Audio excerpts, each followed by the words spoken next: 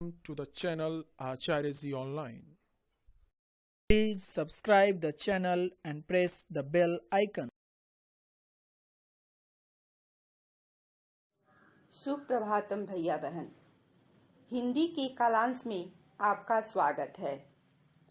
आपने संतवाणी का प्रश्नोत्तर अवश्य बना लिया होगा, क्योंकि आप अच्छे भैया बहन हैं। आज हम लोग पाठ 2 का अध्ययन करेंगे। इसका शीर्षक है जंगल का देवता। देवता हमारे लिए पूज्य होते हैं, वे हमारी रक्षा करते हैं। लेकिन आप लोग देख रहे हैं कि यहाँ जंगल का देवता है। जरूर सोच में पड़ गए हैं कि आखिर यह देवता जंगल में क्या कर रहा है। तो मैं आपको बता दूं कि यह देवता एक साधारण आदिवासी है जो अपने बंधुओं की रक्षा करता है, इसलिए वह उनका देवता बन जाता है।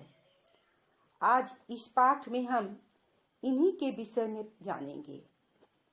यह कहानी छोटा नागपुर के जंगल में रहने वाली जाति मुंडा बंधुओं से संबंधित है। यह छोटा नागपुर झारखंड में है। बिरसा मुंडा अपने बंधुओं को अंग्रेजों से बचाने के लिए किस तरह का साहसिक कार्य करते हैं, इस पाठ में वर्णित है। अंग्रेज जंगलों को नष्ट कर वहां के जीव और आदिवासियों का अहित कर रहे थे। इसी के खिलाफ बिरसा मुंडा ने आवाज उठाई और अपना बलिदान दे दिया। अंग्रेजों के इस कार्य में हमारे ही देश के जमींदार साथ दे रहे थे। एक दिन की घटना है। बिरसा पड़ोस में रह रहे बीमार परसा को काढ़ा पिला रहे थे। उसी समय पश्चिम के जंगलों से गोलियां चलने की आवाज आई। अंग्रेज जंगल में शिकार करने के लिए स्थानीय जमींदार के साथ आए हुए थे। बिरसा उस समय काढ़ा तैयार कर रहे थे। उबलते काढ़े को देखकर उनके मन में भी उबाल आ गया। उन्होंने सोचा कि यहाँ के जंगल, यहाँ के जीव जंतु सब हमारे हैं, फिर इन पर अंग्रेजों का अधिकार कैसे? नहीं, मैं अंग्रेजों का प्रतिकार करूंगा, मैं इनकी रक्षा करूंगा। और इस तरह उनका मन जो था वह बेचैन हो उठा। वे परसा को उसकी माँ के पास सौंपकर सोचे कि मैं निकलूं और इनका मुकाबला करूं।